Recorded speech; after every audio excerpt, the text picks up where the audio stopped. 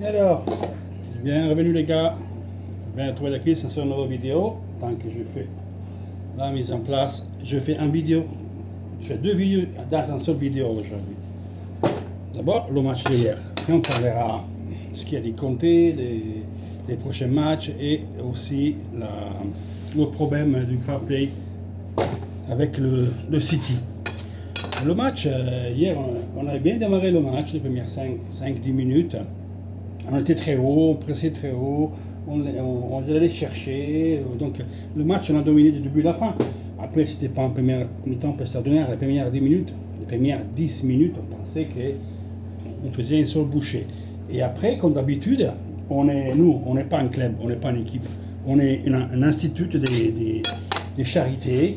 Et Andanovic a fait cadeau à Belotti. Donc, une cagade et Belotti a pu marquer le but. Après ce but-là, on a même sans dominer le jeu, d'aller passer tout, on a rien créé. Ouais, une occasion avec Lautaro sur un pressing très haut des Gagliardini et mauvaise sortie de leur part. Donc Gagliardini en tant que glissé, l'a servi Lautaro et les Sego a fait un bon arrêt. Cependant, on a risqué de prendre le deuxième but avec Ansaldi, qui a failli nous marquer, planter un deuxième but. Là, Andanovic, en partie, il s'est rattrapé avec un arrêt, un tir très fort et il arrive à garder la balle sur lui. Donc, nous sauve les fesses. Deuxième mi-temps, on a commencé très fort et on a trouvé ces deux buts de tête sur Bologne native. Très important. Très important parce que c'est ce qui fait Lautaro, c'est pas n'importe quoi. Il fait une super passe. Il fait une super passe décisive, donc il met vraiment un coup de tête précis pour Young, parce qu'il faut le mettre là-bas, c'est pas évident.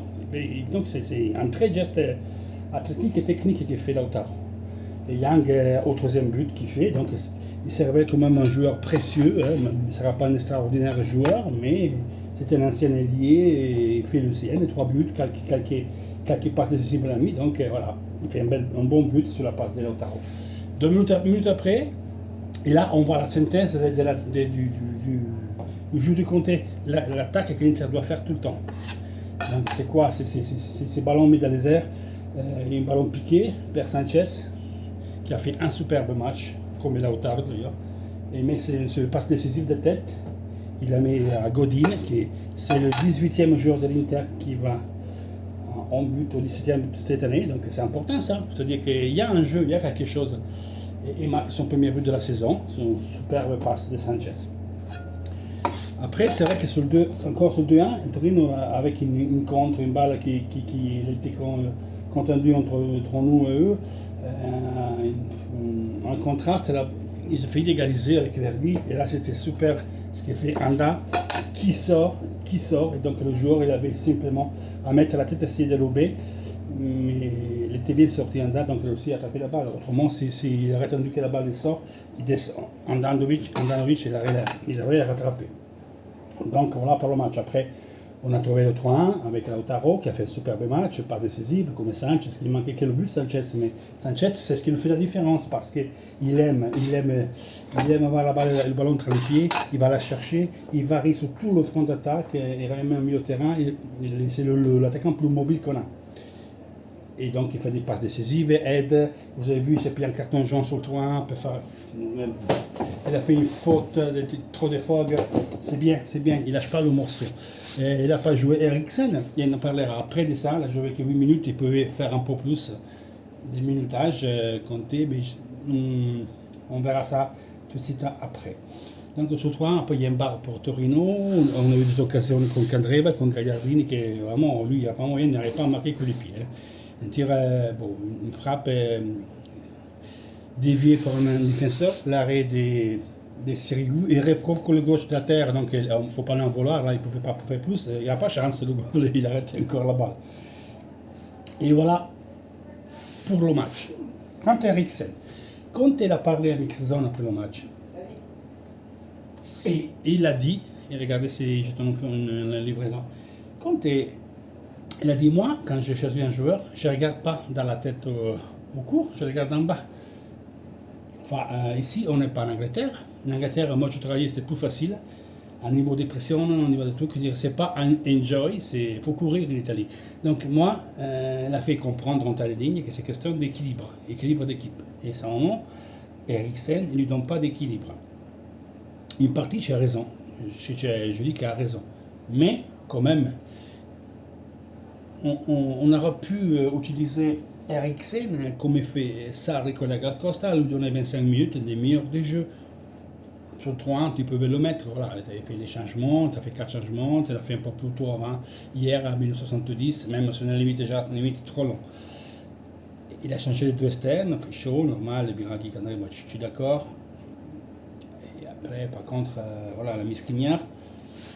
Et Eriksen, il a mis vraiment à la fin, il a sorti Lautaro, même pas avoir Cavallero, donc c'est vraiment qu'il ne le voit pas. En milieu, il ne lui donne pas les garanties d'équilibrage.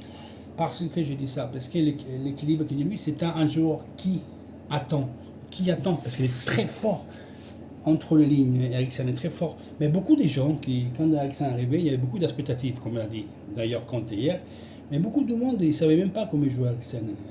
Il y a beaucoup de monde qui pensait qu'arriver à l'Inter, c'était des dribbles, des pirouettes, des talonnades, des frappes. Lui, il a les frappes, il a les coups francs, il a les passes décisives. C'est pas un mec qui rentre et dribble et il va dans les espaces. C'est un mec qui a besoin de ballon dans les pieds et entre les lignes, il se les met en condition et peut faire la différence. Mais il ne peut pas se contenter de faire ça en Italie, ça ne marchera pas. Donc je pense que Conte est en train de le punguler un petit peu, de lui mettre un peu la niaque. Et même hier, quand il est rentré, moi je vis Sanchez contre un carton jaune sur 75 minutes. Lui, oui, petit galop, petit course. Il faut y aller, mon vieux, il faut y aller. Cependant, je crois que le mettre à 8 minutes de la fin, c'est pas bien non plus. Donc on essaie de l'utiliser 20-25 minutes de la fin, type de Douglas Costa, que lui peut rentrer, lui qui ne court pas beaucoup. À ce moment-là, l'équipe adverse est un peu plus fatiguée. Et là, il peut être un peu plus incisive. C'est vrai qu'Eriksen, mon fils, si tu ne commences pas à courir, tu n'auras pas beaucoup de place dans l'Inter. On connaît son compté.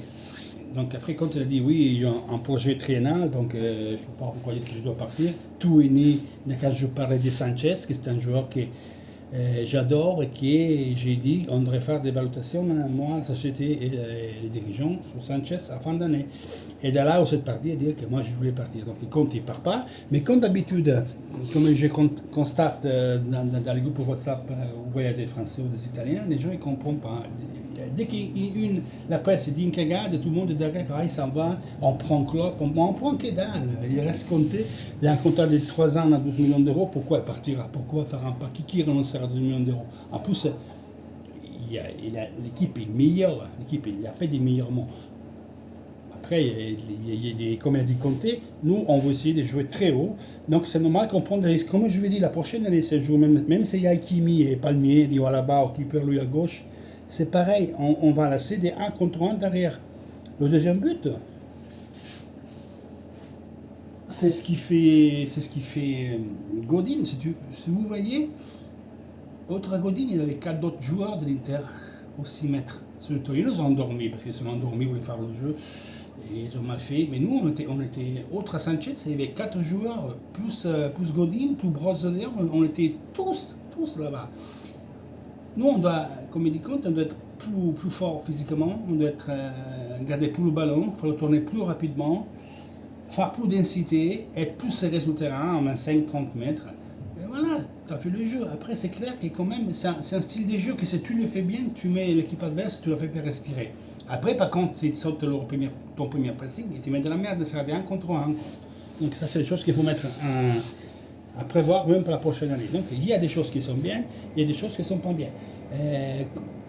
Avant la poule d'aller, la moyenne des buts encaissés c'était 0,84 ou 0,64. Là on est 1,41 par match. Hier tu as pris encore un but. Les buts marqués c'est les mêmes parce qu'on avait 2,04 la poule d'aller et 2,02 la poule de retour. Avec les 3 buts d'hier, on retourne à 2,04. Le souci qu'on a, et aujourd'hui il me parle, qu'André Barano qui veut jouer. Les gars, Arnaud qui a fait 4 matchs, c'est l'Inter a pris beaucoup de buts, c'est Debray, c'est Skriniar en premier, Bastoni et Godin, c'est ceux qui ont joué le plus. À Dortmund, qui y avait les titulaires, à Florence, c'était les titulaires. À Vérone, c'était eux. Donc Ranocchia il ne peut rien, finché gagne dans un match comme ça, ok, finché gagne. Combien il a fait Skriniar, combien il a fait Godin, combien il a fait Devray, parce que Devray il n'était pas au top non plus, au Bastoni. Donc c'est eux qui ont joué le plus.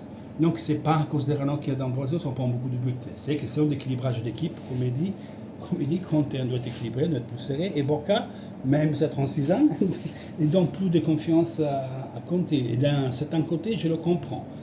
Cependant, il faut utiliser le bâton et la carotte pour Eriksen. C'est sûr que de le mettre à 1 minute de la fin, à 2 minutes de la fin, c'est pas beau. Il faut donner un peu plus. Et lui, il faut qu'il cabale, qu'il se mette de la tête. Après, comme a dit Conte, le joueur, il le sait, il est en fer pour. Donc, on fait confiance en Eriksen parce que c'est un super joueur, un superbe joueur. C'est à compter de l'intégrer, mais c'est lui aussi d'essayer de comprendre qu'il n'est pas en Angleterre et il n'est pas à Tottenham. C'est pas le même style de jeu, tu ne peux pas qu'y attendre. Tu dois bouger tes fesses comme ça. Certain que c'est Eriksen, il commence à courir un peu plus, à faire un peu de pressing. Le dribbling, on s'en fout des dribbles. S'il commence à avoir de l'intensité athlétique, putain, on aura un putain de joueur. Donc, je suis sûr que Conte arrivera à le faire marcher. Conte, on peut le discuter de manière constructive, parce qu'on peut critiquer une équipe de manière constructive. C'est-à-dire, d'ici dire qu'il doit se casser, ça non. Conte, c'est un grand coach. Il y a des limites tactiques. Après, vous savez, on est tous coachs, dehors ou derrière cette caméra. On est tous coachs à dire des choses. Après, c'est lui qui était un grand joueur, c'est lui qui jouait en Serie A, c'est lui qui jouait l'équipe nationale, c'est bien ce qu'il fait, donc il faut lui faire confiance. Nous, on peut discuter, parler, critiquer constructivement. Constructivement, c'est une belle chose. Dire, ouais, fils de pute, parce qu'on perd. Non, les matchs, il faut essayer de les comprendre, voir ce qui se passe, et dire où on fait des erreurs. Casser des assiettes, ça ne sert à rien. Il faut toujours essayer d'analyser les choses. Analyser pour comprendre les erreurs et ne pas refaire. Il n'a pas la potion magique que comptait, en tout cas l'Inter est deuxième, et si on finit deuxième, ça fait une rank, on finissait plus deuxième. On est 8 points, la chose qui me laisse beaucoup d'amertume dans la bouche, c'est qu'à San Siro, sur 17 matchs, donc 51 points disponibles, on a fait 35, on a laissé 16 points en arrière à nous. Et c'est dommage, parce que 5 matchs nuls, 2 défaites et 10 victoires, c'est pas un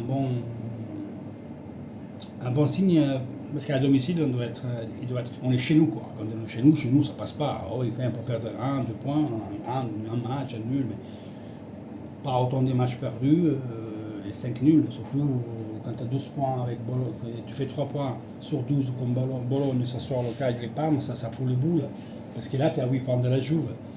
Allez, si qu'au Bologne on marque le penalty et qu'au Sassuolo on ne fait pas des comptes, c'est 5 points en plus. Aujourd'hui, c'est 3 points de la Juve. Je ne compte pas le match nul à Lecce, Florence, le match nul contre Parme, le match nul contre Cagliari. On a jeté des points au shot. Parce que tous les autres équipes peuvent dire pareil que nous, oui, maintenant on fait match nul là, on a fait match nul là, on gagnait. Oui, tout le monde, il y a des trucs comme ça. Mais nous, vraiment, quand tu fais 51 points, tu nous fais 35 à domicile, il faut se poser des questions parce qu'à l'extérieur, on est les meilleurs. Aujourd'hui, on est les meilleurs. Peut-être à égalité avec l'Atalanta, on est les meilleurs de la Serie A. La Juve, à l'extérieur, il y a 4 défaites et 2 nuls. Plus nul à domicile face à Sassuolo et Atalanta maintenant. Parce que la Juve, sur 16 matchs, à domicile, il a fait 44 points sur 48. Vous comprenez que c'est 4 points qui perdent du match nul, ça peut arriver. Non, on fait 5 de nuls et 2 défaites. C'est simplement là la différence. Avec Gagliardini, sans Gagliardini, avec Boccavallero, Ranocchia et D'Ambrosio. Quand on parle de foot, on parle de foot. Je vous amène des numéros. Quand on fait play, le site il paye 10 millions d'euros. Pour le TAS, donc les règles du fair play financière qui est érigée par la UEFA, ils n'ont pas des valoirs par la justice.